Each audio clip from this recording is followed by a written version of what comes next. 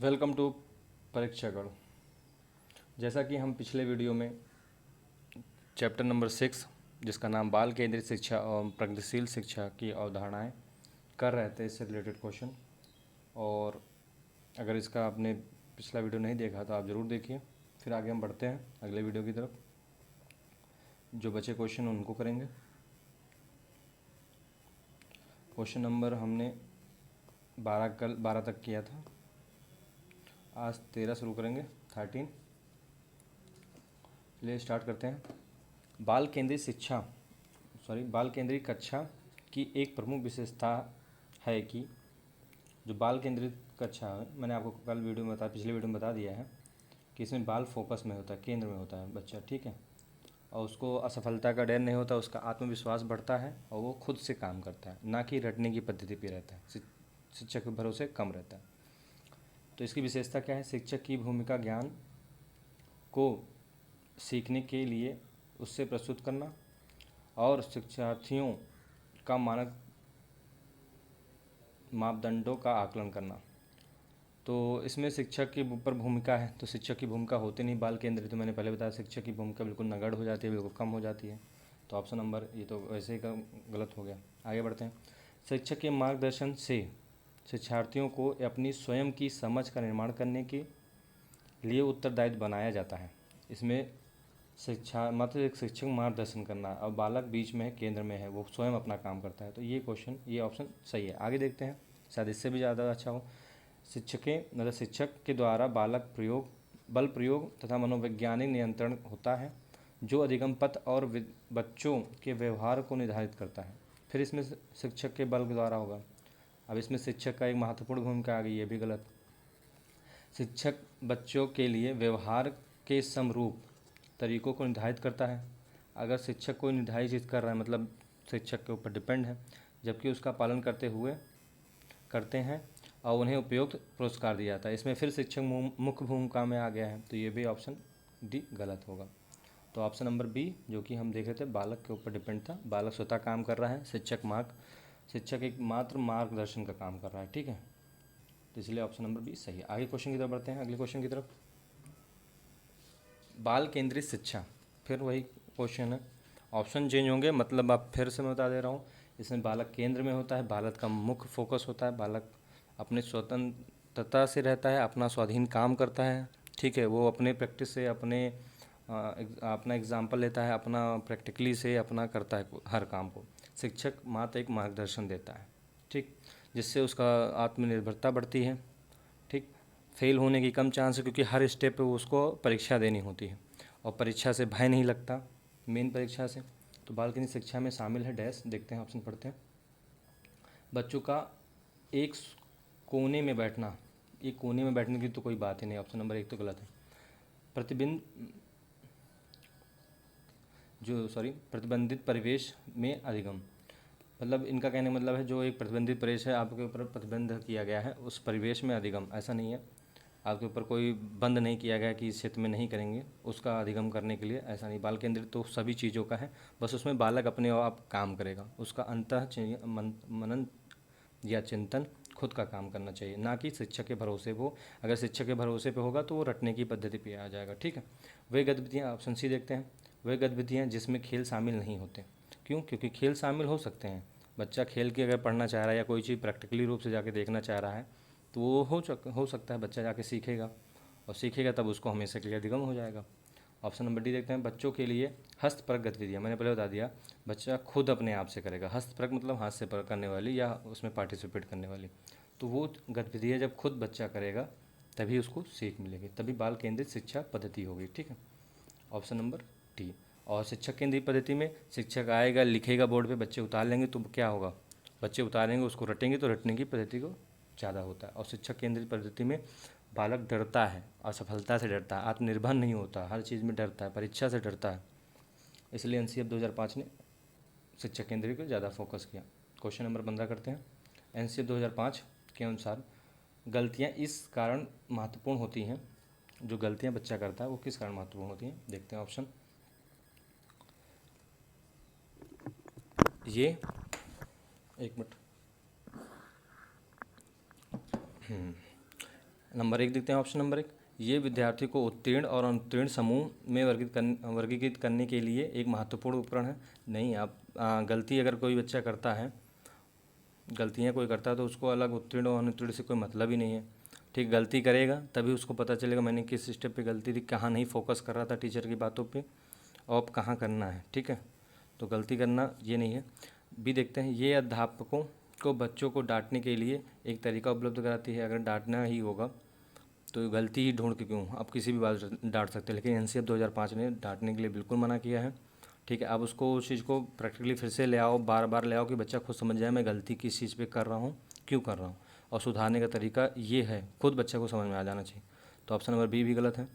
आगे देखते हैं सी, ये बच्चे के विचार को अंतर्दृष्टि उपलब्ध कराती है। ठीक है, उसके विचार को, जो अंदर उसके विचार हैं उसको दर्शन कराती है उसका, कि आप क्या सोचते हैं अपने बारे में। ठीक है, आप किस स्तर पे हो, आपने क्या गलतियाँ की हैं, तथा समाधानों को पहचानने में सहायता देती है। मतलब समाधान क्या, यहाँ जो टीचर पढ़ाता है, जो उसका समस्या का समाधान करता है, अगर आप फोकस नहीं कर रहे हो तभी आपने गलती की ना, तभी आप फेल हुए, तभी आपको कुछ हुआ, गलत बता रहे हैं, तो वो चीज़ समाधान जो टीचर दे रहा है उसको आपको पहचानने की ज़रूरत है। तो ऑप्शन नंबर सी अभी मजबूत लग रहा है। आगे देखते हैं, डी देखते हैं। बिना चारों ऑप्शन के हम किसी को ऑप्शन को नहीं कह सकते सही है। ये कक्षाओं से कुछ बच्चों को हटाने के लिए आधा स्थान उपलब्ध, ऐसा नहीं है कि गलती किया उसको आधा हटा के फेल कर देते हैं, हटा देते हैं, ऐसा नहीं, उनको प्रमोट करना ही है। ठीक है, ये ऑप्शन नंबर डी भी गलत है, इसका मतलब सी सही है। आगे बढ़ते हैं, क्वेश्चन नंबर 16, प्रगतिशील शिक्षा के संदर्भ में निम्नलिखित में से कौन सा कथन जॉन डीवी ने, मैं पहले आपको बता दूं, जॉन डीवी ने क्या किया था, बाल केंद्रित शिक्षा का विचारक थे या समर्थक थे। ठीक है, याद रखिएगा, ये क्वेश्चन मैंने पिछले वीडियो में कराया है। ठीक है, के अनुसार समुचित है, जॉन डीवी के अनुसार। आप देखिए, जब बाल केंद्रित शिक्षा के समर्थक थे तो उसी के से होगा रिलेटेड, या कुछ और भी हो सकता है। देखते हैं, ऑप्शन नंबर 1, कक्षा में विद्यार्थियों का निरीक्षण करना चाहिए, ना कि सुनना चाहिए। इन्होंने कहा है बस आप जाइए कक्षा में विद्यार्थियों को देखते रहिए, निरीक्षण करते रहिए, कमियों को देखते रहिए, सुनना नहीं। अगर सुनेंगे नहीं बच्चों के विचार को, उनके बातों को, उनके क्वेश्चन को, तो आप कैसे निरीक्षण करेंगे, कैसे बताएंगे, कैसे जवाब देंगे, तो ये कोई सुटेबल तो हुआ नहीं बात। आप गए निरीक्षण ही कर रहे हैं, ना बता रहे हैं, ना उनसे वो कुछ पूछना चाह रहे हैं, तो उनको सुन भी नहीं रहे हैं, डांट के बैठा दे रहे हैं, तो ये गलत है। एनसीएफ ने तो इसको बिल्कुल कमज़ोर बताया। ठीक, आगे देखते हैं, कक्षा में प्रजातंत्र का कोई स्थान नहीं होना चाहिए। क्यों नहीं होना चाहिए भाई, प्रजातंत्र होगा तभी तो सब लोग बैठेंगे एक साथ में, ना तो अमीर आगे बैठेगा, गरीब पीछे बैठेगा, या अच्छे जात के लोग तो आगे बैठेंगे, उनको अलग से स्पेशलिटी कुछ सुविधाएं दी जाए, ऐसा नहीं। किसी भी जात, किसी भी धर्म, किसी भी कास्ट से हो, या आप ऊंचे तबके से हो या गरीब, ठीक है, लिंग भेद भी नहीं, लड़का लड़की भी नहीं। अब जो नई पद्धतियाँ हैं वहाँ आप कहीं भी बच्चे बैठ सकते हैं, लड़का लड़की के साथ बैठ सकते हैं या अलग। ठीक है, वो एक वेल मैनेड की बात आ जाती है कि आगे लड़कियां बैठेंगी फिर लड़के बैठेंगे, लेकिन आप कहीं भी बैठ सकते हैं। ठीक है, तो ये भी नहीं प्रजातंत्र का स्थान होना चाहिए, ये तो बिल्कुल गलत है। विद्यार्थियों को स्वयं ही सामाजिक समस्याओं को सुलझाने में सक्षम होना चाहिए। जो सामाजिक समस्याएं, अगर आपको टीचर वो समझाता है, सुनिए, अगर वो चीज़ टीचर सुलझाएगा तो आप रटने पे आ जाओगे, फिर आपके पास समस्या आएगी, क्योंकि आपको जीवन तो समाज में ही व्यतीत करना है। फिर हर पहलू को आप अगर किसी से पूछना पड़ जाएगा आपको बार बार, तो आप क्या करेंगे, आप उसके ऊपर डिपेंड हो जाएंगे। आपको तो अपने समाज की हर परिस्थिति, मतलब 2 सेकंड बाद क्या गुजरना है, अभी आगे घंटे, एक आधा घंटे बाद क्या होना है, तो सब चीज़ तो आपको कोई ना कोई कर नहीं सकता ना, उससे आप समस्या समाधान तो कर नहीं सकते। हाँ, मार्गदर्शन कर सकता है, कभी आप कहीं फंस रहे हो, वो मार्गदर्शन अलग है। समाज की नैतिकता के साथ आपको जीवन यापन करना पड़ेगा, तो ये बच्चा खुद ही समझेगा। ठीक है, आपको आना कैसे, अपने बड़ों से कैसे आदर करना है, इसको सब कुछ मार्गदर्शन करना है, ना कि आप उसको हर बार में बताते फिरें, टोकते फिरें, लिखवा के रखें, ऐसा नहीं, ये गलत है। ठीक है, अगली देखते हैं, ये मजबूत है, आगे देखेंगे। जिज्ञासा विद्यार्थियों के स्वभाव में अंतर्निहित नहीं है। ठीक है, अपितु मतलब किंतु इसका आकर्षण, मतलब आकर्षण संवर्धन करना चाहिए। मतलब विद्यार्थी के स्वभाव में अंतर्निहित नहीं है जिज्ञासा, उसको जानने की इच्छा नहीं है, और उसके आकर्षण संवर्धन करना चाहिए, मतलब उसको आकर्षण भरना चाहिए। तो ऐसा नहीं, जब बच्चा नहीं चाह रहा उसको ज़बरदस्ती आप भरो, जो जो चीज़ से आप कहोगे कि आप ऐसे करो, ठीक है, आप ये चीज़ करो, ऐसी चीज़ें करो, तो वो चीज़ें बार बार बच्चा इरिटेट हो जाएगा, नहीं करेगा, तो ये कमज़ोर है। Option number C John Dewey के अनुसार है, जो कि बाल केंद्रित है। बाल केंद्रित शिक्षा का मैंने पहले बता दिया। बाल केंद्रित मतलब बालक खुद ही सामाजिक समस्याओं को सुलझाएगा। टीचर मात्र मार्गदर्शन कर सकता है इसमें। टीचर हुए, आपके पेरेंट्स हुए, वो मात्र मार्गदर्शन कर सकते हैं। ठीक है, तो ऑप्शन नंबर सी सही है। अगले क्वेश्चन की तरफ बढ़ सकते हैं। देख रहे हैं, एक बालक या एक बच्चे को सहारा देने की मात्रा और प्रकार में परिवर्तन इस बात पर निर्भर करता है। किसी बच्चे को आपको सहारा देना है तो उसकी मात्रा जो है और प्रकार में परिवर्तन इस बात पर निर्भर करता है। ऑप्शन देखते हैं। अध्यापिका की मनोदशा पे, मतलब अध्यापिका क्या सोचती है उसके मनोदशा पे है कि बच्चे को सहारा देना है कि नहीं देना है। अगर मेरा मन कर रहा है कि इसको सहारा देना अच्छा है, साफ़ सुथरा है, उसको सहारा दें, और जो गंदा है उसको न दें, या जो अच्छे जाति का है उसको दें और जिसको न दें, ऐसा कुछ नहीं है। सभी को समान रूप से देना पड़ेगा सहारा या कुछ भी। ठीक है। बच्चे की नैसर्गिक योग्यताएँ, बच्चे की जो नैसर्गिक मतलब अच्छा बच्चा है, पढ़ने में ठीक है, और या ख़राब है तो उसको नहीं देखेंगे, सहारा नहीं देंगे या उसको नहीं बताएंगे कुछ, और जो अच्छा है उसको बताएंगे, उसको और तेज करेंगे, ऐसा भी नहीं है। आपको समान सभी को लेके चलना है। ठीक, आगे देखते हैं। कार्य के लिए प्रस्तावित पुरस्कार, मतलब कोई कार्य करे उसके लिए पहले से ही पुरस्कार बता दिया जाए तो बच्चा हमेशा ही कोई भी चीज़ होगा तो वो पुरस्कार ही मांगेगा। तो ये भी नहीं, हर कार्य के लिए पुरस्कार नहीं होता है, कुछ कार्यों के लिए होता है कि आप सही पद्धति पे जा रहे हैं। ठीक है। एक इंटरवल के बाद इसका भी होता है कि अनुपातिक पुरस्कार होता है एक। ठीक है। टाइम ड्यूरेशन होता है कि एक टाइम के बाद पुरस्कार मिलना चाहिए, महीने के अंत में परीक्षा हो, उसके बाद पुरस्कार दिया जाए। अनुपातिक मतलब आप इतना चैप्टर याद कर लें, फिर उसका टेस्ट होगा, फिर आपको परीक्षा दी जाएगी और उसके बाद पुरस्कार मिलेगा। तो ये भी कमज़ोर है। ठीक है, कमज़ोर ये है, और ये दोनों तो गलत थे। अगला देखते हैं डी, बच्चे के निष्पादन का स्तर। यहाँ पे एक निष्पादन शब्द आया। निष्पादन क्या है अभी हम देखेंगे, ये शायद उर्दू है, तमिल या अरबी शब्द है। तालीम, तालीम मतलब या तो ज्ञान। ठीक है। शिक्षा, हमने तालीम हासिल की, हमने शिक्षा, हमने ज्ञान हासिल की। निष्पादन का अच्छा, बच्चे के निष्पादन के स्तर के हिसाब से आप उसकी मात्रा और प्रकार के परिवर्तन देंगी। मतलब आपको बच्चे को सहारा देना है, कुछ समझाना है, तो पता चला बच्चा उसकी मानसिक विकास बहुत कम है और हाई लेवल पर समझा जा रही हैं, तब भी गलत है अध्यापिका के लिए। और बच्चा अगर अच्छे लेवल में है तो उसको और अच्छे से समझाना, मतलब बच्चे के ऊपर डिपेंड करता है, बच्चे के शिक्षा के ज्ञान के ऊपर डिपेंड करता है। ठीक है, तो ऑप्शन नंबर डी। अब याद रखिएगा, निष्पादन का कीवर्ड लिख लीजिएगा, जो मैं बता दे रहा हूँ। ठीक है, बढ़ते हैं 18वें क्वेश्चन की तरफ। CBSE द्वारा अपनाए गए प्रगतिशील शिक्षा के प्रतिमान में बच्चों का समाजीकरण जिस प्रकार से किया जाता है उससे अपेक्षा की जा सकती है। अपेक्षा मतलब उम्मीद की जा सकती है। क्या उम्मीद की जा सकती है? बढ़ते हैं ऑप्शन नंबर। किसी भी प्रकार के सामाजिक पृष्ठभूमि होते हुए भी वे सब स्वीकार करें, कोई भी सामाजिक पृष्ठभूमि से होते हुए वो सब कुछ स्वीकार कर ले जो उन्हें विद्यालय में प्रदान किया जाता है। ठीक है, इन्होंने क्या बोला है? प्रगतिशील शिक्षा, मतलब इनका क्या कहने का मतलब है, जो प्रगतिशील शिक्षा है मतलब बहुत अच्छे स्तर पे, डेवलपिंग स्तर पे जो शिक्षा दी जाएगी।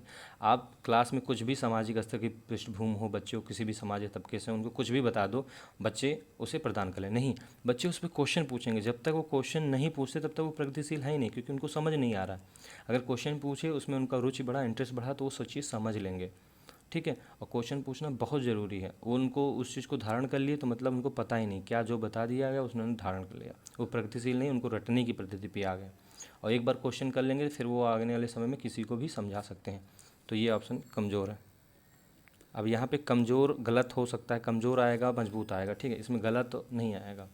वह समय नष्ट करने वाली सामाजिक आदतों प्रकृति का त्याग करें, मतलब जो समय नष्ट करती हैं सामाजिक आदतें, सब सामाजिक आदतें अच्छी भी होती हैं जो समय नष्ट करती हैं। प्रकृति आदतें त्याग करें। सीखें कि किस प्रकार अच्छी श्रेणी पाई जा सकती है। ऐसा कुछ नहीं है जहाँ सामाजिक स्तर पे ज़्यादा समय लगता है या प्रकृति का त्याग कर दें। कोई भी चीज़ ऐसी पद्धति है उसको त्याग करना थोड़ी ना अच्छी बात है। यहाँ तो कहीं ऐसी चीज़ दिया नहीं है कि बुरी आदतें या गलत चीज़ें। ठीक है, और जो चीज़ सीखे हैं वही श्रेणी, अच्छी श्रेणी में अलग छांट लें, ऐसा नहीं है। सीखना हर चीज़ को ज़रूरी है। और प्राकृतिक चीज़ें कुछ आदतें होती हैं जो हमको हमेशा जीवन पर्यंत तक चलना चाहिए, तो वो उनका त्याग क्यों कर दें। ठीक है, समय नष्ट नहीं करते, तो ये भी एक कमज़ोर है। फिर आगे बढ़ते हैं ऑप्शन सी की तरफ। वे सामूहिक कार्य में सक्रिय भागीदारता। याद रखिए, जब कभी किसी चीज़ में ऑप्शन में आपको सक्रिय मिले मतलब एक्टिव, तो वो ऑप्शन अपने आप थोड़ा सा मजबूत हो जाता है। ठीक है, क्योंकि बच्चा जब किसी चीज़ में एक्टिव होगा, कुछ भी कितना कठिन से कठिन चीज़ हो वो सीख लेगा। ठीक, आगे बढ़ते हैं। भागीदारता का निर्वाह करे और सामाजिक कौशल सीखे। जब उसमें वो रहेगा तो अपने आप सक्रिय रहेगा, तो उसको खुद अपने आप आ जाएगा। निर्वाह करे मतलब उसको करे और सामाजिक कौशल सीख लेगा। उसके साथ साथ जितने सामाजिक कौशल हैं वो सीख भी लेगा। ये मजबूत है। ठीक, आगे देखते हैं डी। वे बिना प्रश्न उठाए समाज के नियमों और विनियमों का अनुपालन करने के लिए तैयार हो सकें। मतलब ऐसा नहीं है कि समाज के कुछ भी नियम कानून हैं उनको बिना उठाए आपको कह दिया जाए कि नहीं, समाज में तो बहुत सी चीज़ें थी कि जातिवादता थी, वर्ण व्यवस्था थी, लैंगिक विभेद था, कि ये लड़कियों की इनकम नहीं गिनी जाती थी, लड़कियों को कुछ नहीं गिना जाता था। तो ये सब चीज़ें नहीं होनी चाहिए। ठीक है, नियम थे तो नियम में संशोधन होना चाहिए। आपको क्रॉस क्वेश्चन, तो ये तो कमजोर है, ये गलत भी है। ठीक है, ये सही क्यों है ऑप्शन नंबर सी। वो सामूहिक सक्रिय मतलब पार्टिसिपेट करेंगे, जो चीज़ में बच्चा कुछ भी सीखेगा। मान लीजिए मोबाइल बनाना है, छोटा सा बच्चा 10 का बच्चा है, क्लास 10th का है, वो अगर दुकान देखते नहीं, छोटे छोटे बच्चे मोबाइल बनाना सीख लेते हैं कोई बिना कोई डिग्री के। क्यों? क्योंकि वो उसमें पार्टिसिपेट करते रहते हैं, भाग लेते देखते रहते हैं, वो खुद बनाना सीख लेते हैं बिना कोई डिग्री के। ठीक है, कोई बच्चा ट्रैक्टर बनाना या मोटरसाइकिल बनाना सीख लेता है, छोटा छोटा बच्चा। क्यों? बिना डिग्री के, क्योंकि वो उसमें पार्टिसिपेट करता है। ठीक, और बाद में अगर समाज में आप रह रहे हैं, उसके साथ साथ समाज के कौशलों को सीखता है। ठीक है, एग्जाम्पल मैंने दिया था। ठीक, ऑप्शन नंबर सी सही होगा। आगे बढ़ते हैं 19 क्वेश्चन पे। एक बाल केंद्रित शिक्षा, फिर वही बात, जॉन डीवी। याद कर लीजिए, बार बार वही चीज़ें हैं। या जॉन डीवी के नाम से पूछेगा, उनके सिद्धांत से क्या मैच करता है, या बाल केंद्रित शिक्षा। ठीक है, बच्चे की समानता सीखते हैं बाल केंद्रित से। बाल केंद्रित शिक्षा से बच्चे समानता सीखते हैं। ऑप्शन नंबर 1 देखते हैं। व्यक्तिगत सामूहिक दोनों रूप से, मतलब बच्चा बाल व्यक्तिगत भी सीखता है, सामूहिक रूप से भी सीखता है। आगे देखते हैं। मुख्य रूप से शिक्षक से तो बिल्कुल मैंने कहा था ये शिक्षक पद्धति होती है, शिक्षक केंद्रित से ये तो गलत हो जाएगा पूरा। व्यक्तिगत रूप से ये सही है। समूह में, इन दोनों सही हैं। बच्चा जिस तरह से चाहेगा उस तरह सीख सकता है, क्योंकि बच्चा खुद केंद्र में होता है, बच्चा अपने आप में इंडिपेंडेंट होता है। अगर उसका मन है कि मैं अकेले ही चीज़ सीखूंगा, तो वो अकेले कुछ चीज़ों को समूह में भी सीख सकता है।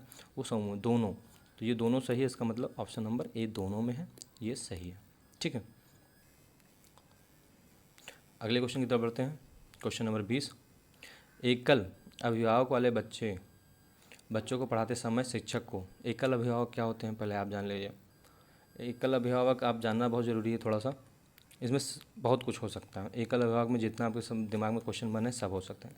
किसी की पिता ना हो, किसी की माता ना हो, या वो डेथ हो गई हो, या उनके पिता डेथ हो गए हों। ठीक है, किसी के पिता डेथ हो गई हो, या उनके पिता का नाम ना पता हो। आजकल अब इस समय ये भी है। ठीक है, तो अगर कोई मेंशन करना चाहे तब भी, नहीं मेंशन करना चाहे तो उसमें कोई बाउंडेशन नहीं है। ठीक है, बाहर तो इस पद्धति थी ही, अपने यहाँ संशोधित करके लिया गया है।